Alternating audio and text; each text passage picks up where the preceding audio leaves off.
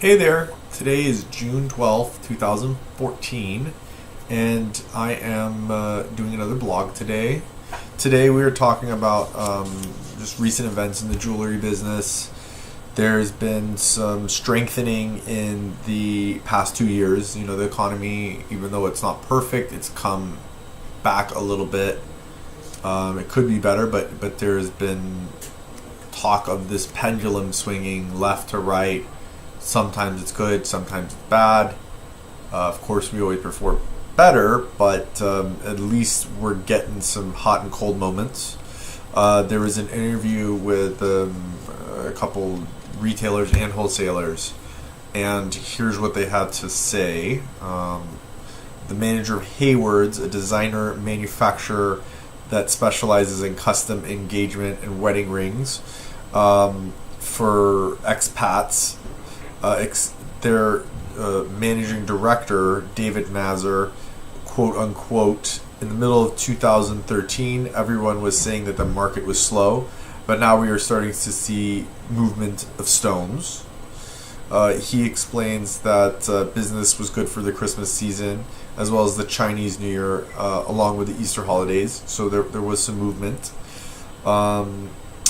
Regarding the company, they use memo goods from diamond vendors, and he talks about how diamond vendors today want to shorten the period of memo time. And I'm one of those diamond vendors. You know, I hate to give a memo for 60 days or something like that. It's ridiculous. In no other business do you have to wait 60 days when you're giving your goods outright. I don't believe that's okay. I think that you need to pay for your goods. I pay for my goods. People need to pay for their own goods. Moving on to what's hot in the business right now, there's a strong demand for 1 carat round G color VS2 clarity diamonds. Those are some hot items right now. GIA certified, of course.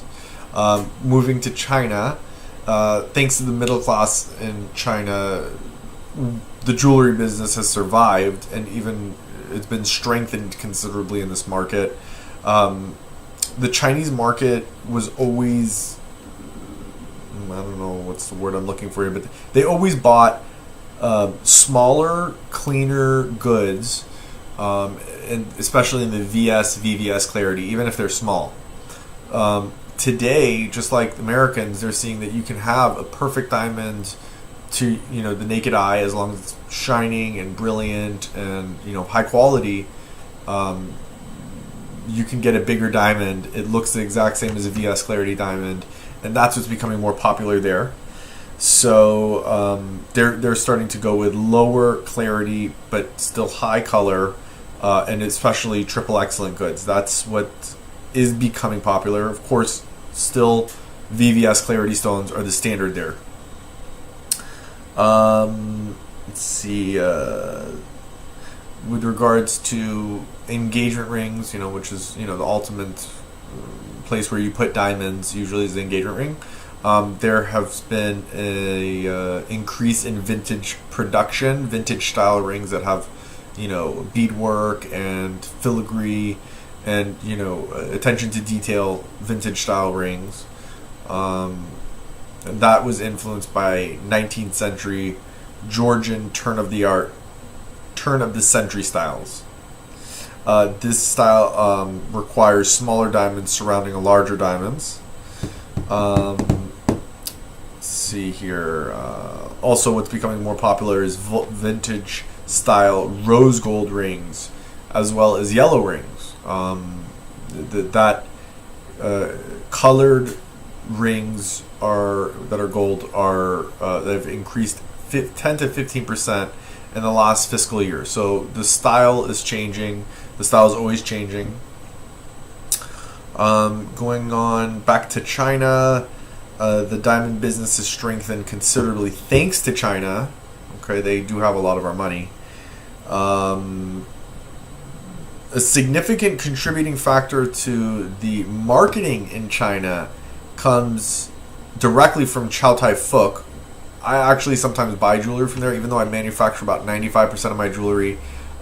They have, really nice trinkets, and they're just very little over their cost. I mean, when they're selling wholesale, they're selling at fair prices that, it would cost me the same amount to manufacture it here. They're only making money on the fact that they're manufacturing it. So, and they have cheaper labor than us, so that's totally okay. In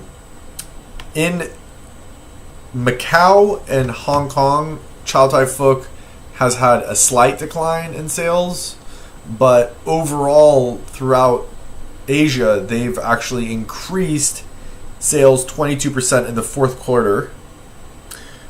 The decline from last year is actually 4% because last year they actually had an increase of 26%. Now they're at an increase of 22%.